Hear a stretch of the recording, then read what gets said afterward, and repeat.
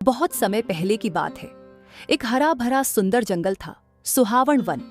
इस जंगल में तरह तरह के जानवर रहते थे। इस जंगल का राजा शेर बलराम था, लेकिन अब वह बूढ़ा हो गया था और सोचा कि अब किसी और को राजा बना देना चाहिए। एक दिन शेर ने सब जानवरों को इकट्ठा किया और कहा, मैं अब बूढ़ा हो गया हूं, अब जंगल को नया राजा चाहिए। लेकिन राजा वही बनेगा जो जंगल की सच्ची सेवा कर सके, जो सबकी सुन सके और सबका ख्याल रख सके। सब जानवर चौंक गए। कहा, तुम पांचों को एक एक चुनौती मिलेगी। जो सबसे अच्छा प्रदर्शन करेगा वही होगा हमारा अगला राजा। पहली चुनौती, दया। हर जानवर को एक बीमार चिड़िया को देखभाल करने को कहा गया। लोमड़ी ने कहा, ये कमजोर है, इसे जंगल में नहीं रहना चाहिए। कुत्ते ने उसे सूंघा, फिर छोड़ दिया। मोर बस नाचने में व्यस्त रहा। बंदर ने पत्तों से घोंसला बनाया, पानी पिलाया और चिड़िया को अपने कंधे पर बैठा लिया। दूसरी चुनौती, बुद्धिमानी। एक हिरण फंस गया था कांटों में। किसने सबसे जल्दी बिना घायल किए निकाला? लोमड़ी ने चालाकी से बाहर निकालने की कोशिश की, लेकिन कांटे और चुभ गए। कुत्ता बस भौंकता रहा। मोर पास तक नहीं गया। बंदर ने धीरे धीरे पत्तों से कांटे हटाए और हिरण को बाहर निकाला। तीसरी चुनौती, समानता। गाय, चिड़ियाओं और एक छोटा खरगोश, तीनों के लिए खाना रखना था। लोमड़ी ने गाय के आगे घास रख दी, चिड़ियों को भूल गई। कुत्ता सिर्फ खुद खाने में लग गया। बंदर ने गाय के आगे घास, चिड़ियों को दाने और खरगोश को गाजर दी। अब सब जानवरों की नजर शेर पर थी। शेर बलराम ने हंसते हुए कहा, बंदर बबलू, तुम में दया है, बुद्धिमानी है और न्याय की समझ भी है। आज से तुम इस जंगल के राजा हो। सब जानवर तालियां बजाने लगे। मोर ने नृत्य किया, गाय ने हम्म कहा और रंग बिरंगी चिड़ियों ने खुशी से चहचहाना शुरू किया। लोमड़ी थोड़ी नाराज हुई, पर बंदर ने कहा, राजा होने का मतलब ऊंचा बैठना नहीं, सबसे पहले झुककर सबका सम्मान करना होता है। सीख, राजा वही होता है जो सबसे छोटों की भी परवाह करे। दया, समझदारी और न्याय, यही असली ताकत है।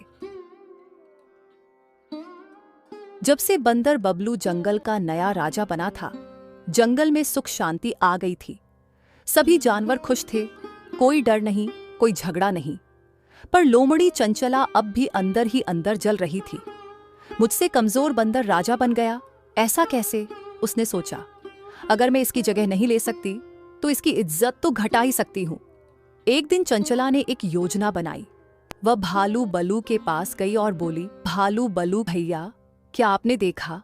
राजा बबलू तो सिर्फ अपने खास दोस्तों को ही पूछते हैं, हमें तो कोई काम ही नहीं देता। बोला, पर वो तो सबकी सुनते हैं। लोमड़ी बोली, सुनते होंगे पर करते कुछ नहीं। देखना, कल मोर को दरबार का गायक बना देंगे, हमें कोई सम्मान नहीं मिलेगा। थोड़ा सोच में पड़ गया। इसके बाद लोमड़ी कुत्ता कालू के पास गई। कालू राजा बबलू का सबसे भरोसेमंद सेवक था, हमेशा उनके साथ, सच्चा और वफादार। लोमड़ी ने चुपके से कहा, कालू, मैंने सुना है कि बबलू अब तुम्हें हटाकर किसी और को रखेंगे। तुम्हारी वफादारी का कोई मतलब नहीं रहा।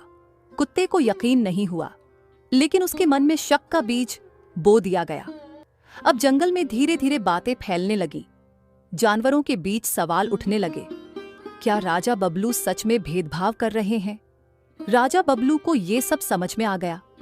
उन्होंने सबको दरबार में बुलाया और कहा, आज मैं सबकी परीक्षा लूंगा, जो सच्चा होगा वही सम्मान पाएगा। उन्होंने सबको एक ही सवाल पूछा, अगर किसी जानवर पर कोई झूठा आरोप लगे तो क्या करना चाहिए? लोमड़ी ने कहा, उसे जंगल से निकाल देना चाहिए ताकि बाकी जानवर सुरक्षित रहें। पहले राजा को उस पर भरोसा नहीं करना चाहिए। मोर बोला, शांतिपूर्वक सुनवाई होनी चाहिए।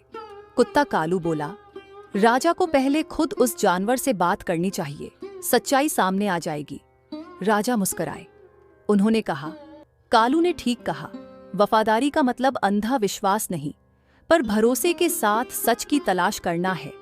फिर उन्होंने सबके सामने कहा, लोमड़ी चंचला ने जंगल में झूठ फैलाया, दूसरों के मन में झहर घोला। मैं उसे सजा नहीं दूंगा, लेकिन ये जरूर कहूंगा, जो खुद राजा नहीं बन सकते वे दूसरों को गिराने की कोशिश करते हैं। लोमड़ी शर्मिंदा होकर चुप हो गई। राजा बबलू ने सबको समझाया, जंगल तभी खुशहाल रहेगा जब हम एक दूसरे पर शक नहीं, भरोसा करेंगे।